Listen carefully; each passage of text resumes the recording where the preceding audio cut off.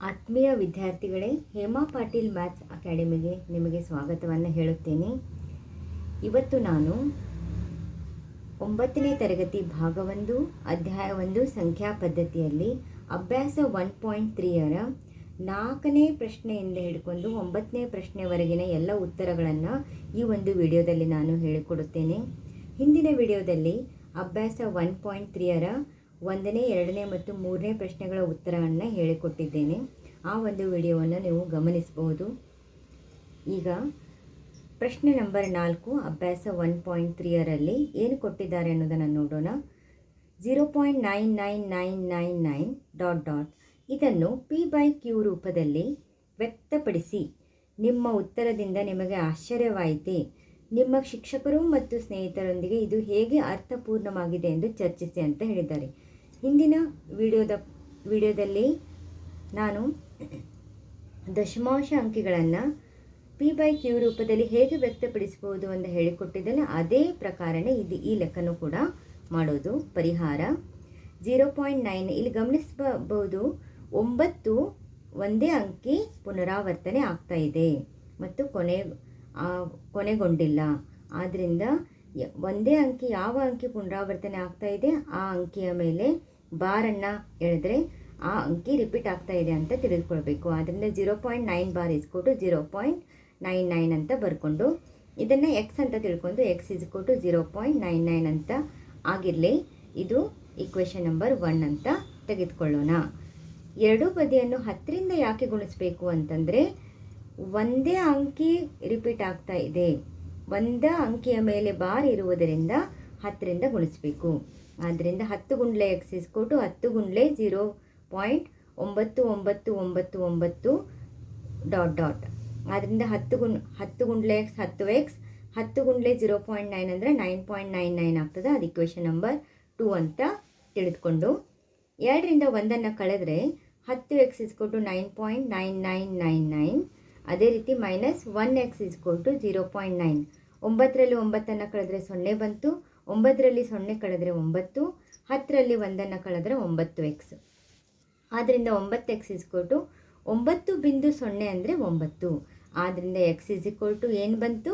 9/9. ಇದು P/Q ರೂಪದಲ್ಲಿ ಬರೆದುಕೊಂಡೆವು. ಇದನ್ನು ನಾವು ಕಡಿತ ಹೊಡೆದ್ರೆ 1 ಬರ್ತದೆ. ಇಲ್ಲಿ ನೀವು ಗಮನಿಸ್ಬೋದು ಏನಂದ್ರೆ 0.999 ಇದು 1ಕ್ಕೆ ಸಮೀಪ. ಆದ್ದರಿಂದ ಇದು 1 ಬಂತು ಉತ್ತರ ಅನ್ನೋದನ್ನು ನಾವು ಈ ಒಂದು ಸಮಸ್ಯೆಯಿಂದ ಕಂಡು ಹಿಡ್ಕೋಬಹುದು. ಇನ್ನು ನೆಕ್ಸ್ಟ್ 5ನೇ ಒಂದು ಪ್ರಶ್ನೆಗೆ ಹೋಗೋಣ. 5ನೇ ಒಂದು ಪ್ರಶ್ನೆ 1/17 ಇದರ ದಶಮಾಂಶ ವಿಸ್ತರಣೆಯ ಆವರ್ತವಾಗುವ ಅಂಕೆಗಳ ಕೂಟದಲ್ಲಿ ಗರಿಷ್ಠ ಎಷ್ಟು ಅಂಕೆಗಳಿರಬಹುದು?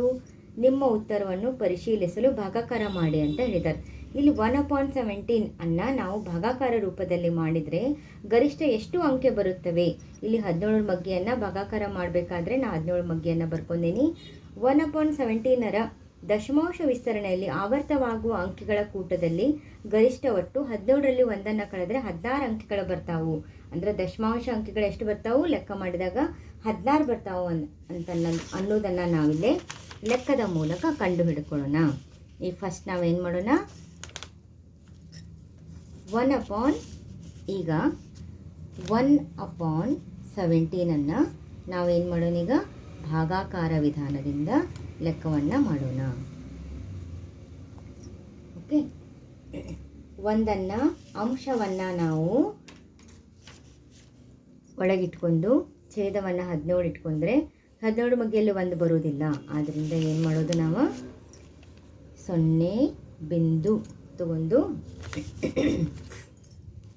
0 ಬಿಂದು ಅಂದರೆ 1 0 ತೊಗೊಂಡ್ವಿ. ಈಗ 10 ಕೂಡ 17 ಮಗ್ಗಿಯಲ್ಲಿ ಬರೋದಿಲ್ಲ. ಇನ್ನೊಂದು 0 ತೊಗೊಂಡು ಇಲ್ಲಿ ಇನ್ನೊಂದು 0 ಇಟ್ಕೋಬೇಕು. ಈಗ 17ರ ಮಗ್ಗಿನ ಇಲ್ಲೇ 17ರ ಮಗ್ಗಿಯನ್ನು ಇಲ್ಲಿ ಬರ್ದೇನೆ.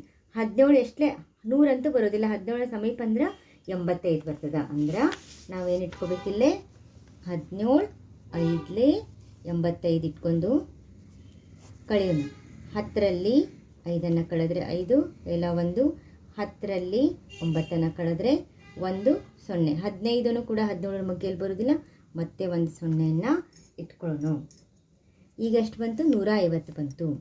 17 ಎಂಟ್ಲೆ, ಈಗ 17 ಎಂಟ್ಲೆ ಸಮೀಪ ಅಂದರೆ 17 ಎಂಟ್ಲೆ 136 ಇಟ್ಕೊಳ್ಳೋದು. 10ರಲ್ಲಿ 6 ಹೋದರೆ 4, 5ರಲ್ಲಿ 4 ಕಳೆದ್ರೆ 1, 1ರಲ್ಲಿ 1 ಹೋದರೆ 0, ಮತ್ತು 14 17 ಮಗೆಯಲ್ಲಿ ಬರೋದಿಲ್ಲ, 0 ಇಟ್ಕೊಳ್ಳೋದು. ಮತ್ತು 17 ಎಂಟ್ಲೆ 136, 10ರಲ್ಲಿ 6 ಕಳೆದ್ರೆ 4, 0 0 ಆಯಿತು. ಮತ್ತೆ 0 ಇಟ್ಕೊಳ್ಳೋಣ, ಯಾಕಂದರೆ 4 17 ಮಗೆಯಲ್ಲಿ ಬರೋದಿಲ್ಲ. 17 2ಲೆ 34 ಇಟ್ಕೊಳ್ಳೋಣ. 10ರಲ್ಲಿ 4 ಕಳೆದ್ರೆ 6, 0 0 ಆಯಿತು. ಈಗ 60,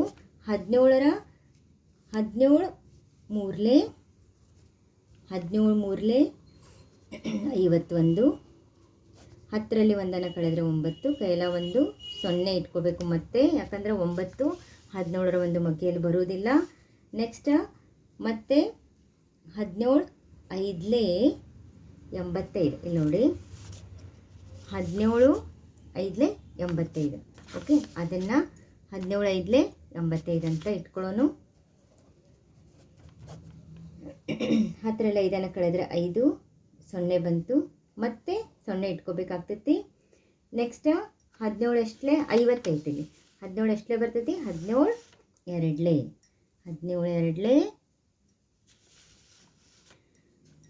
34, 10ರಲ್ಲಿ 4 ಕಳೆದ್ರೆ 6, ಕೈಲ 1, 5ರಲ್ಲಿ 4 ಹೋದರೆ 1, 16 ಕೂಡ ಬರೋದಿಲ್ಲ.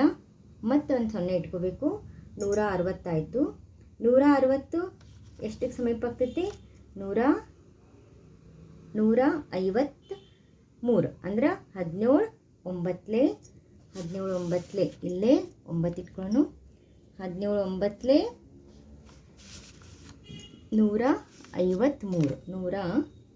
153. ಮತ್ತೆ ಏನು ಮಾಡೋಣ? 10ರಲ್ಲಿ 3 ಕಳೆದ್ರೆ 7, 0 ಬಂತು. ಮತ್ತೆ ಒಂದು 0 ಇಟ್ಕೊಂಡು 70 ಬಂತೀವಿ. 70 ಅಂದರೆ 17 ಎಷ್ಟಲೇ ಬರ್ತೈತಿ? 17 4ಲೆ 68, 17 4ಲೆ 68. 10ರಲ್ಲಿ 8 ಕಳೆದ್ರೆ 2, 0 ಬಂತು. 2 ಮತ್ತೆ ಎಲ್ಲಿ ತನಕ ಲೆಕ್ಕ ಮಾಡೋದು? ಏನಿದು ಹಾಗೆ ಲೆಕ್ಕ ಕಂಟಿನ್ಯೂ ಆಗ್ತಾ ಇದೆಯಲ್ಲ, ಹಾಗೆ ಮಾಡ್ತಾ ಹೊಂಟಾರಂತ ತಿಳ್ಕೊಬೇಡ್ರಿ. ಲೆಕ್ಕ ಇಲ್ಲಿ ನಾನು ಹೇಳ್ತೇನೆ ಎಲ್ಲಿಗೆ ಎಂಡ್ ಮಾಡಬೇಕು ಅನ್ನೋದನ್ನು. ಈಗ 2 ಬಂತು, 17 ಮಗ್ಗೆಯಲ್ಲಿ 17 ಮಗ್ಗೆಯೊಳಗೆ 2 ಬಿಡೋದಿಲ್ಲ. ಮತ್ತೆ 0 ಇಟ್ಕೋಬೇಕು. ಮತ್ತೆ 17 1ಲೆ 17 ಇಟ್ಕೋಬೇಕು. 10ರಲ್ಲಿ 7 ಕಳೆದ್ರೆ 3 ಬಂತು. ಮತ್ತು 30 ಅಂತೂ ಬರೋದಿಲ್ಲ. 17 1ಲೆ 17 ಇಟ್ಕೋಬೇಕು. ಮತ್ತು 10ರಲ್ಲಿ 7 ಕಳೆದ್ರೆ 3 ಬಂತು. 3ರಲ್ಲಿ 2 ಕಳೆದ್ರೆ 1 ಬಂತು. ಈಗ 130 ಇಟ್ಕೊಳ್ಳೋಣ, ಯಾಕಂದರೆ 13 ಬರೋದಿಲ್ಲಲ್ಲ, ಅದಕ್ಕೆ ಈಗ 130 ಇಟ್ಕೊಂಡ್ವಿ. 130 ಎಷ್ಟಿಗೆ ಸಮೀಪ ಆಗ್ತದೆ? 119ಕ್ಕೆ ಸಮೀಪ ಆಗ್ತದೆ. 17 7. ಈಗ ಇಲ್ಲೇ 7 ಇಟ್ಕೋಬೇಕು. ಇಲ್ಲೇ 17 7 119, 17 7 119 ಇಟ್ಕೋಬೇಕು. 10ರಲ್ಲಿ 9 ಕಳೆದ್ರೆ 1, 3ರಲ್ಲಿ 2 ಹೋದರೆ 1, 0 ಮತ್ತೆ 0 ಇಟ್ಕೋಬೇಕು. ಮತ್ತು 110 ಅಂದರೆ ಯಾವುದು? 17 6ಲೆ ಬರ್ತದೆ. ಇಲ್ಲೇ 6ನೇ ಇಟ್ಕೋಬೇಕು. ಇಲ್ಲಿ ಕೆಳಗೆ 17 6ಲೆ 102 ಆಯಿತು. 10ರಲ್ಲಿ 2 ಕಳೆದ್ರೆ 8, 0 ಬಂತು. ಮತ್ತೆ 0 ಇಟ್ಕೋಬೇಕು. ಈಗ 80 ಯಾವ ಸಮೀಪ ಆಗ್ತೈತಿ? 17 4ಲೆ, ಇಲ್ಲಿ 4ನೇ ಇಟ್ಕೋಬೇಕು. 17 4ಲೆ ಎಷ್ಟು? 17 4ಲೆ 68, 17 4ಲೆ 68.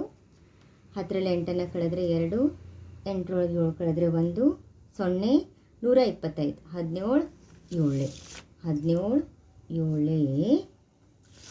119 ಎಷ್ಟು ಬಂತು? 1.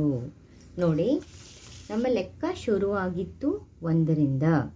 17ನ್ನು 1ರಿಂದ ಭಾಗಿಸ್ತಾ ಬಂದ್ವಿ. ಈಗ ಶೇಷ ಬಂದು ಎಲ್ಲಿಗೆ ನಿಂತು? 1ಗೆ. ಇಲ್ಲಿಗೆ ನಾವೇನು ಮಾಡಬೇಕು? ಈಗ ಲೆಕ್ಕ ಸ್ಟಾಪ್ ಮಾಡಬೇಕು. ಗೊತ್ತಾಯ್ತಲ್ಲ ಯಾವಾಗ ಸ್ಟಾಪ್ ಮಾಡಬೇಕಂದ್ರೆ, ನಾವು ಎಲ್ಲಿಂದ ಸ್ಟಾರ್ಟ್ ಮಾಡಿದ್ವಿ? 1ರಿಂದ ಆ ಒಂದು ಬರೋ ತನಕ ನಾನು ಏನು ಮಾಡೀನಿ, ಲೆಕ್ಕ ಇಲ್ಲಿ ಕಂಟಿನ್ಯೂ ಮಾಡೀನಿ. ಅದನ್ನೇ ಈಗ ಆದ್ದರಿಂದ 1/17 ಈಸ್ ಈಕ್ವಲ್ ಟು ಏನು ಬಂತ ಆನ್ಸರು ಅನ್ನೋದನ್ನು ಬರೆಯೋಣ.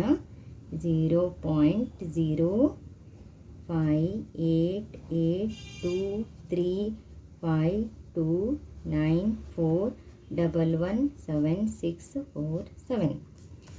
ಎಷ್ಟು ದಶಮಾಂಶ ಅಂಕೆಗಳು ಎಷ್ಟು ಬಂದು ನೋಡೋಣ. 1 2 3 4 5 6 7 8 9 10 11 12 13 14 15 16. ನೋಡಿದರೆ ನಾನು ಇಲ್ಲ ಹೇಳಿದೆಲ್ಲ 16 ಅಂಕೆಗಳು ಬರ್ತಾವು.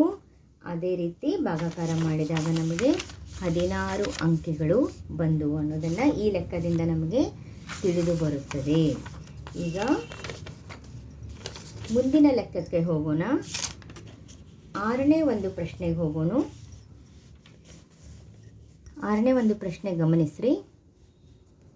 ಅಂತ್ಯಗೊಳ್ಳುವ ದಶಮಾಂಶ ವಿಸ್ತರಣೆಯನ್ನು ಹೊಂದಿರುವ P/Q ರೂಪದಲ್ಲಿರುವ Q is not equal to 0, P ಮತ್ತು Qಗಳು ಒಂದನ್ನು ಹೊರತುಪಡಿಸಿ ಬೇರೆ ಸಾಮಾನ್ಯ ಅಪೂರ್ತಗಳನ್ನು ಹೊಂದಿರದ ಪೂರ್ಣಾಂಕಗಳಾಗಿರಬೇಕು. ಭಾಗಲಬ್ಧ ಸಂಖ್ಯೆಗಳ ಹಲವಾರು ಉದಾಹರಣೆಗಳನ್ನು ನೋಡಿ Q ಇದು ಯಾವ ಲಕ್ಷಣವನ್ನು ಹೊಂದಿರುತ್ತದೆ ಎಂದು ನೀವು ಊಹಿಸಬಹುದೇ ಅಂತ ಹೇಳಿದ್ದಾರೆ. ಇಲ್ಲೇ ನಾನು ಕೆಲವು P/Q ರೂಪದಲ್ಲಿ ಇರುವಂತಹ ಅಂಕೆಗಳನ್ನು ಬರ್ಕೊಂಡೇನೆ, ಭಾಗಲಬ್ಧ ಸಂಖ್ಯೆಗಳನ್ನು ಬರ್ಕೊಂಡೇನೆ. 1/2, 1/4, 5/8, 36/25, 7/125, 29/16 ಇತ್ಯಾದಿ. ಈ ಉದಾಹರಣೆಗಳಲ್ಲಿ ಸಂಖ್ಯೆಗಳು P/Q ರೂಪದಲ್ಲಿ ಇವೆ. ಹೌದಾ? ಇಲ್ಲಿ P ಮತ್ತು Qಗಳು ಪೂರ್ಣಾಂಕಗಳಾಗಿದ್ದು Q is not equal to 0, P ಮತ್ತು Qಗಳು ಒಂದನ್ನು ಹೊರತುಪಡಿಸಿ ಬೇರೆ ಸಾಮಾನ್ಯ ಅಪೂರ್ತಗಳನ್ನು ಹೊಂದಿರದ ಪೂರ್ಣಾಂಕಗಳಾಗಿವೆ. ಇದನ್ನು ಈಗ ನಾ ಇಲ್ಲೇ 2 ಲೆಕ್ಕವನ್ನು ನಾನು ಬಿಡಿಸಿ ತೋರಿಸೀನಿ. ಇವೇನು ಉದಾಹರಣೆ ತಗೊಂಡೇನಲ್ಲ, 1/2 ನಾನೀಗ ಭಾಗಿಸ್ತಾ ಇದ್ದೀನಿ, ದಶಮಾಂಶ ವಿಸ್ತರಣೆ ಮಾಡ್ತಾ ಇದ್ದೀನಿ. ಎಷ್ಟು ಬಂತು? 0.5 ಬಂತು. ಅಂದ್ರೆ ಇಲ್ಲಿ ಲೆಕ್ಕ ಕೊನೆಗೊಂಡಿತು. 1/4 ಕೂಡ ಮಾಡಿದಾಗ ಲೆಕ್ಕ ಕೊನೆಗೊಂಡಿತು 0.25. ಇವೆಲ್ಲ ಲೆಕ್ಕಗಳೇನು ಆದವು? ಎಲ್ಲ ಅಂತ್ಯಗೊಳ್ಳುವ ದಶಮಾಂಶ ವಿಸ್ತರಣೆ ಆದವು. ಅಂತ್ಯಗೊಳ್ಳುವ ದಶಮಾಂಶ ವಿಸ್ತರಣೆ ಇರುವಂತಹ ಭಾಗಲಬ್ಧ ಸಂಖ್ಯೆಗಳದಾವ. ಇಲ್ಲಿ ನೋಡಿ, ಈಗ ಅವ್ರು ಏನು ಹೇಳ್ತಾ ಇದ್ದಾರೆ, 1/2 ಮೊದಲೇ ಒಂದು ಅಂಕಿ ನಾನು ಉದಾಹರಣೆ ತೊಗೊಂಡೇನೆ. ಏನೋ 1/2 ನಾನು ಈ ಥರ ಕೂಡ ಬರಿಬೋದು. ಮೇಲಿನ ಅಂಕೆ ಹಾಗೆ 1/2 2/1 ಗುಂಡ್ಲೆ 5/0. ಅಂದರೆ 5 ಇಲ್ಲೆಲ್ಲೂ ಬರುವುದಿಲ್ಲ, 5/0 ಬರ್ಕೊಂಡಿರೋದು. 5/0 ಬೆಲೆ ಏನಪ್ಪ? ಯಾವುದೇ ಘಾತಾಂಕ 0 ಬೆಲೆ, ಯಾವುದೇ ಒಂದು ಅಂಕಿ ಅದರ ಘಾತಾಂಕ 0 ಆಧಾರ ಯಾವುದೇ ಇರ್ಬೋದು, ಅದರ ಘಾತ 0 ಇದ್ದರೆ ಅದ್ರ ಬೆಲೆ ಏನಿರ್ತದೆ? ಯಾವಾಗಲೂ 1 ಆಗಿರ್ತದೆ. ಈಗ ನೆಕ್ಸ್ಟ್ 1/4 ಯಾವ ರೀತಿ ಬರ್ಬೋದು? 1/1 ಹಾಗೆ ಬರ್ದೇನೆ ಮೇಲಿನ ಅಂಶವನ್ನು. 4 ಹೇಗೆ ಬರಿತಾ ಇದ್ದೇನೆ? 2/2 ಗುಂಡ್ಲೆ 5/0. ಯಾಕಂದರೆ 5 ಇದರಲ್ಲಿ ಕೂಡ ಬರೋದಿಲ್ಲ, 5/0 ಬರಿತಾ ಇದ್ದೇನೆ. ನೆಕ್ಸ್ಟ್ 5/8 ಹೇಗೆ ಬರಿತೇನೆ ಅಂತಂದರೆ, ಇಲ್ಲಿ 5 ಬರ್ಕೊಂಡು 8 ಯಾವ ಥರ ಬರಿತೇನೆ? 2/3. 2ನ್ನು 3 ಸರ್ತಿ ನಾನು ಗುಣಿಸಿದರೆ ಏನು ಬರ್ತೈತೆ ನನಗೆ? 8. ಆದ್ದರಿಂದ 2/3 ಗುಂಡ್ಲೆ 5/0. ನೆಕ್ಸ್ಟ್ 36/25. 36 ಇಲ್ಲಿ 2 ಯಾವುದೂ ಬರೋದಿಲ್ಲ. 25 ಹೇಗೆ? 5 ಗುಂಡ್ಲೆ 5 ಅಂದ್ರೆ 5/2. ಅದಕ್ಕೆ 5/2 ತೊಗೊಂಡು 2/0 ತೊಗೊಂಡಿನಿ. ಇಲ್ಲಿ 2, 5 ಅಷ್ಟೇ ತೊಗೊಂಡಿರೋದು. ಆದ್ದರಿಂದ 7/125ನ 7/2 ಗುಂಡ್ಲೆ 5ನ್ನು 3 ಸರ್ತಿ ಗುಣಿಸಿದ್ರೆ 125 ಬರ್ತದೆ. 29/16ನ 29/2/4 ಯಾಕೆ ತೊಗೊಂಡಿನಿ ಅಂದರೆ 16. 2ನ್ನು 4 ಸರ್ತಿ ಗುಣಿಸಿದ್ರೆ 2 ಗುಂಡ್ಲೆ 2 ಗುಂಡ್ಲೆ 2 ಗುಂಡ್ಲೆ 2 16 ಬರ್ತದೆ. ಅಂದರೆ 2/4. 2 4, 4 8, 8 16. ಆದ್ದರಿಂದ 5/0 ಯಾಕೆ ತೊಗೊಂಡಿದ್ರೆ ಇದರಲ್ಲಿ ಯಾವುದು 5/5 ಬರೋದಿಲ್ಲ. ಈ ಮೇಲಿನ ಉದಾಹರಣೆಗಳಿಂದ ನಮ್ಗೆ ಏನು ತಿಳಿದು ಬರ್ತದೆ ಅಂದರೆ, ಭಾಗಲಬ್ಧ ಸಂಖ್ಯೆಗಳಲ್ಲಿ Qನ ಅವಿಭಾಜ್ಯ ಅಪೂರ್ತನಗಳು ಯಾವಾಗಲೂ 2/m ಗುಂಡ್ಲೆ 5/n ರೂಪದಲ್ಲಿ ಇರ್ತಾವ. ಅಂದರೆ m ಮತ್ತು n ಏನಿವು ಪೂರ್ಣ ಸಂಖ್ಯೆಗಳಾಗಿರುತ್ತವೆ ಅನ್ನೋದನ್ನು ನಾವು ಈ ಉದಾಹರಣೆಗಳಿಂದ ಇಲ್ಲಿ ತಿಳಿದು ಬರುತ್ತದೆ. ಇವು ಅವಿಭಾಜ್ಯ ಸಂಖ್ಯೆಯಲ್ಲಿ 2 ಮತ್ತು 5 ರೂಪದಲ್ಲಿ ಇರ್ತದ ಅನ್ನೋದನ್ನು, Q ಒಂದು ಅವಿಭಾಜ್ಯ ಸಂಖ್ಯೆಗಳಾಗಿರ್ತಾವೆ ಅನ್ನೋದನ್ನು ಈ ಒಂದು ಉದಾಹರಣೆ ನಾವು ತಿಳಿದುಕೊಳ್ಳಬಹುದು. ನೆಕ್ಸ್ಟ್ 7ನೇ ಒಂದು ಪ್ರಶ್ನೆಗೆ ಹೋಗೋಣ. एकदम ಈಸಿ ಇದೆ ಇದು. ಕೇಳಿ. ಅಂತರಹಿತ ಆವರ್ತರಹಿತ ದಶಮಾಂಶ ವಿಸ್ತರಣೆಯನ್ನು ಹೊಂದಿರುವ 3 ಅಭಾಗಲಬ್ಧ ಸಂಖ್ಯೆಗಳನ್ನು ಬರೀರಿ ಅಂತ ಹೇಳ್ಯಾರ. ಅಂದ್ರೆ ಅಭಾಗಲಬ್ಧ ಸಂಖ್ಯೆ ಅಂದರೆ ಈಗಾಗಲೇ ನಾವು ತಿಳಿದುಕೊಂಡೇವೆ. ಏನಂದ್ರೆ ಅಂತ್ಯರಹಿತ ಅಂದ್ರೆ ಕೊನೆ ಇಲ್ಲ, ಆವರ್ತರಹಿತ ಅಂದ್ರೆ ರಿಪೀಟ್ ಆಗಂಗಿಲ್ಲ ಅಂಥ ದಶಮಾಂಶ ವಿಸ್ತರಣೆನ ನಾವು ಅಭಾಗಲಬ್ಧ ಸಂಖ್ಯೆ. ನೀವು ಯಾವುದೇ 3 ಉದಾಹರಣೆಗಳನ್ನು ತೆಗೆದುಕೊಳ್ಬೋದು. ಇಲ್ಲಿ ನಾವು 3 ಉದಾಹರಣೆ ತೆಗೆದುಕೊಂಡೇನಿ. 0.01101010100001 ಈ ಥರ ನೀವು ಇಲ್ಲೇ 2 ಇಟ್ಕೊಂಡು ಮಾಡೀನಿ, ಆಮೇಲೆ 3 ಇಟ್ಕೊಂಡು ಮಾಡೀನಿ. ಈ ಥರ ನಾನು 3 ಅಭಾಗಲಬ್ಧ ಸಂಖ್ಯೆಗಳನ್ನು ಉದಾಹರಣೆಯಾಗಿ ತೆಗೆದುಕೊಂಡಿದ್ದೇನೆ. ಇಲ್ಲಿ 8ನೇದು 5/7 ಮತ್ತು 9/11 ಈ ಭಾಗಲಬ್ಧ ಭಾಗಲಬ್ಧ ನಡುವಿನ 3 ಅಭಾಗಲಬ್ಧ ಸಂಖ್ಯೆಗಳನ್ನು ಕಂಡುಹಿಡಿಯಿರಿ. ಈ 2 ಭಾಗಲಬ್ಧ ಸಂಖ್ಯೆಗಳ ನಡುವಿನ ಅಭಾಗಲಬ್ಧ ಸಂಖ್ಯೆ ಬರೀರಿ ಅಂತಂದಾಗ ನಾವು ಮೊದಲು ಭಾಗಾಕಾರ ವಿಧಾನ ಮಾಡ್ಕೋಬೇಕು. 5/7 5 ಒಳಗಿಟ್ಕೊಂಡು 7 ಅಂಶವನ್ನು 5 ಒಳಗಿಟ್ಕೊಂಡು 7 ಛೇದ ಹೊರಗಿಟ್ಟಾಗ 5 ಅಂತೂ 7 ಮಗ ಬರೋದ್ರೆ 0 ಬಿಂದು ಇಟ್ಕೊಂಡು 5 7 7 7 49 1 0 10 ಮತ್ತು 7 1 7 35 7 4 28 ಇಟ್ಕೊಂಡೀನಿ.